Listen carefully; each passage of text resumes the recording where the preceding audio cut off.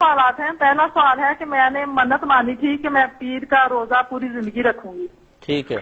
وہ مشکل بہت ہی، میرے میاں دوسری شادی کرنے لگے تھے، تو میں نے یہ منت مانی تھی کہ میں اپنا گھر، اللہ پاک میرا گھر بچا لے، انہیں ہدایت دے دے، تو میں پوری زندگی پیر کا روزہ رکھوں گی.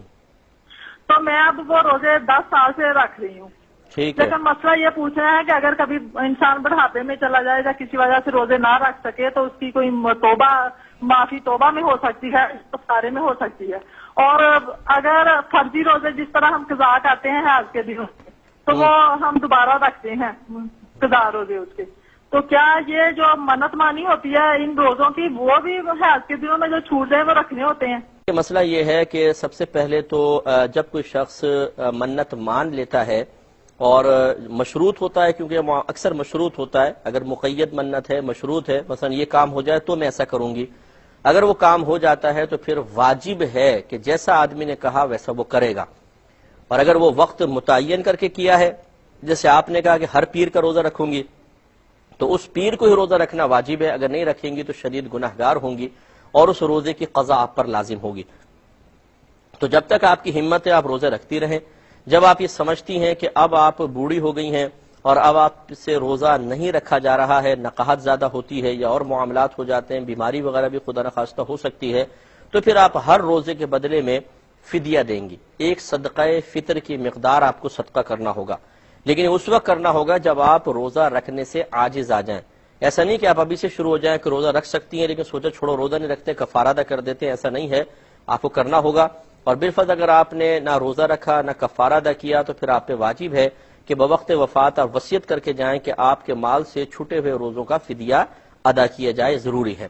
اور اصلاح آپ کی یہ میں ضرور کرنا چاہوں گا کہ آپ نے اللہ تعالیٰ کی بارگاہ میں عرض کی کہ اللہ تعالیٰ میرے شوہر دوسری شادی نہ کریں تو میں روزے رکھوں گی اور میرا گھر بچا لیں. دیکھیں، دوسری شادی کرنا کوئی گھر کی بربادی نہیں ہے. میں خدا نخواستہ ترغیب نہیں دے رہا ہوں کسی کو، لیکن میں بہنوں کی ایک اصلاح کے لیے عرض کر رہا ہوں.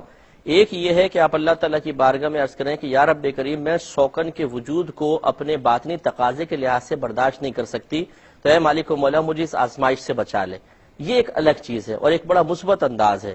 ایک ہے کہ دوسری عورت سے نکاح کرنے سے آپ کہہ رہی ہیں میرا گھر برباد ہو جائے گا، تو آپ کا گھر برباد ہو، دوسری عورت سے گھر آباد بھی تو ہو رہا ہے، اور اگر وہ نہ کریں تو پھر اس کے لیے بربادی کا سامان ہے، آپ کے لیے آبادی کا ہے. ایک تو یہ مسئلہ کہ اس کے لیے آپ نے گویا کہ بربادی کی دعا کی، اپنے لیے آبادی کی، یہ مناسب نہیں. دوسری بات یہ ہے کہ 2 شادیاں کرنا، 3 یا 4 اگر اعتدال میں ہو اور عدل و انصاف کے ساتھ ہو تو اللہ تبارک و تعالیٰ نے خود قرآن عظیم میں اس کی اجازت شوہر کو مرحمت فرمائی ہے. تو پھر اس فعل کو برا سمجھنا اور اس پر اعتراض کرنا یہ مناسب نہیں ہے.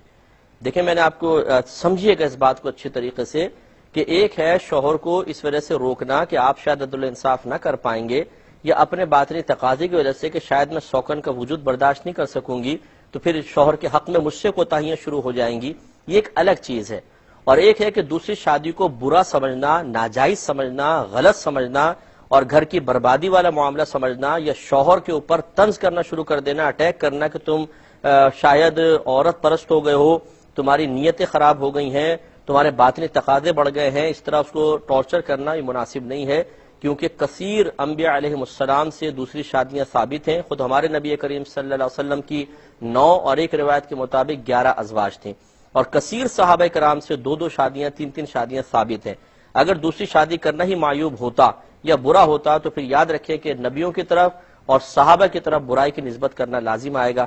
اس لیے ہم آپ کی خدمت میں عرض کر رہے ہیں کہ آپ اپنے باطنی تقاضے کے لحاظ سے ایک چیز کو ناپسند کر رہی ہوں وہ ایک الگ بات ہے، لیکن اس کو برا نہ کہیے، اس لیے کہ شرعاً وہ ایک جائز کام ہے اور حلال ہے. جائز اور حلال کو برا کہنا یہ خود برا ہوتا ہے. امید ہے کہ آپ بھی توبہ کر لیں گے. انہوں نے فرمایا کہ جس طرح